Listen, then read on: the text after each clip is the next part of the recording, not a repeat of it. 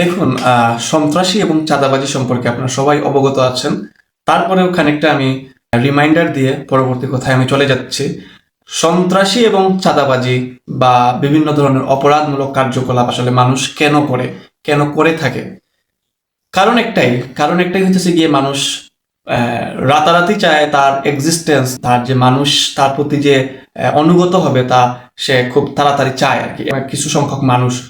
তো এই সংখ্যক মানুষরা আসলে চায় মানুষের ক্ষতি করে হলেও হোক আর যেরকমই হোক তাদের অবস্থানকে টিকিয়ে রাখা। সমাজে তাদের অবস্থানকে জোর করে টিকিয়ে রাখতে গিয়ে তারা নানা রকম অপরাধের সাথে লিপ্ত হয়। তখন তার অবস্থানকে ধরে রাখার জন্য তার আশেপাশে এমন কিছু মানুষদেরকে নিয়ে, সে নিজেও করাপ্টেড, আরো অনেক করাপ্টেডদেরকে নিয়ে তার তার দলকে ভারী করতে চায়। সো তখন তার সাথে আপনার ক্যারেক্টারলেস মানুষ থাকতে পারে, মাদকাসক্ত মানুষ থাকতে পারে, এবং বিভিন্ন ধরনের অপরাধী লোক তার সাথে থাকতে পারে। কেননা সে ইনস্ট্যান্ট তার সমাজে তার অবস্থানকে ধরে রাখতে হবে, তার তার পাওয়ার শো করতে হবে। সো ওই টাইপের মানুষেরাই আসলে সমাজে বিভিন্ন রকম অপরাধ কার্যকলাপ চালায়। আর আরেকটা সাধারণ মানুষ গ্রহণযোগ্যতা তো কখন পায়? সে কিন্তু একদিনে পায় না। একটা সাধারণ মানুষ গ্রহণযোগ্য হয়ে ওঠে সময়ের ব্যবধানে, সময়ের সাথে তার ব্যক্তিত্ব এবং মানুষের প্রতি তার দায়িত্ব কর্তব্য এবং বিভিন্ন রকমের দায়িত্বশীলতার মধ্য দিয়ে আস্তে আস্তে সে সমাজের সকলের কাছে প্রিয় হয়ে ওঠে। এইভাবেই কিন্তু গ্র্যাজুয়ালি আস্তে আস্তে মানুষ প্রতিষ্ঠিত হয়, তার অবস্থান গড়ে ওঠে। এভাবেই করে কিন্তু। আর ওই সমস্ত মানুষরা ইনস্ট্যান্ট, সে সবকিছু মানে সব সব সর্বক্ষেত্রে সব মানে মানুষের মধ্যে এই এই এই একটা টেন্ডেন্সি যে ইনস্ট্যান্ট গ্রেটিফিকেশন, মুহূর্তেই সবকিছু সে চায়। সে সে চাঁদাবাজি যারা করে, চাঁদাবাজ অন্যের অর্থের মধ্যে নিজেদের মনে করে নিজেদের অধিকার রয়েছে। সে অধিকারের কারণে সে এটাকে আর অপরাধ মনে করতেছে না, সে মনে করছে এটা তো তার অধিকার।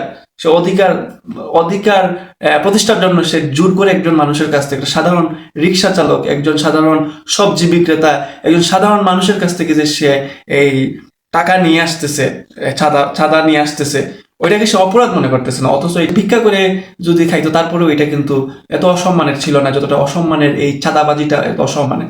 এটাকে মানে এটা জায়েজ হয়ে গেছে একটা সংখ্যক মানুষের কাছে। এবং এইগুলা তারা করে যে তাদের তারা তারা যে এককভাবে করে এটা না, তাদের পিছনে শেল্টার থাকে। যে তারা অপরাধ করার পরে, এটা কিন্তু এক ধরনের অপরাধ, চাঁদাবাজি বলেন, সন্ত্রাসী বলেন। আবার অনেকে তো বলে যে নাকি সমঝোতার ভিত্তিতে কেউ যদি চাঁদাবাজি করে এটা চাঁদাবাজি না। এটা অনেক ধরনের এক্সপ্লানেশন থাকতে পারে, অনেক ব্যাখ্যা থাকতে পারে। সো এটা এটা ডিফারেন্ট ইস্যু। আমি এগুলাতে আমি কম বুঝা মানুষ, আমি এত বেশি গভীরে যেতে চাই না। সো এইভাবে করে হইতেছে কি আপনার চাঁদাবাজ, সন্ত্রাসী, এগুলো সবকিছু একটার সাথে একটা অ্যাফিলিয়েটেড, সো কানেক্টেড।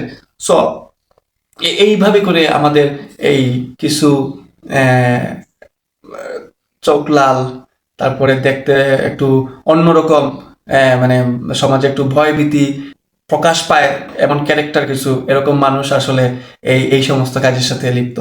সো সাধারণ মানুষ যারা আছেন, এই সমস্ত মানুষকে আপনারা কোনো রকম বদার করবে না।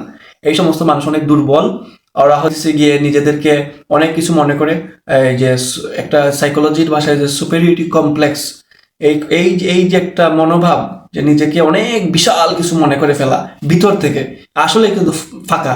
সো ওই সমস্ত মানুষকে শায়েস্তা করা এত মানে, এরা সংখ্যায় খুবই কম, কিন্তু সংখ্যায় কম হইলেও কি হয়েছে, তাদেরকে তাদের ব্যাকআপ থাকার কারণে ওরা অপরাধ করে পার পেয়ে যেতেছে। কিন্তু এই জিনিসটাকে বন্ধ করতে হবে। এটা যদি, এই সমস্ত জিনিস যদি বন্ধ না করা হয়, আগামীতে কিন্তু দুর্বল মানুষের সংখ্যা বৃদ্ধি পাবে, এবং তাদের ক্ষমতার বলে তারাও কিন্তু তাদেরকে প্রতিষ্ঠিত করবে। আপনি কথা বলার সুযোগ পাবেন না। সব জুলাই আন্দোলনের পরে 5 তারিখের পরে একটা সুন্দর একটা ক্ষেত্র তৈরি হয়েছে সকল দলের জন্য, সকল মতের জন্য। সুতরাং আমি মনে করি দল তার দলের মতো গতিতে চলবে। প্রত্যেকটা দলের কার্যক্রম তো অবশ্যই দলীয়ভাবে চলবে, কিন্তু সন্ত্রাসী এবং চাঁদাবাজি এদের কোনো দল হইতে পারে না। এই সমস্ত মানুষ যে কোনো দলের আন্ডারে যদি এরা যদি কিছু করে, আমার মনে হয় দল সুদ্ধা এদেরকে একদম সাইজ করে দেওয়া উচিত। কারণ এত ট্রমার মধ্য দিয়ে আমরা একটা একটা ফ্রিডম পাইছি, বলতে গেলে এক ধরনের ফ্রিডম। গত 15, 16, 17 বছর কিন্তু এই পিকচার, বাংলাদেশের পিকচার কিন্তু এত ভালো ছিল না, এটা সবাই জানে, এটা অস্বীকার করার কিছু নাই।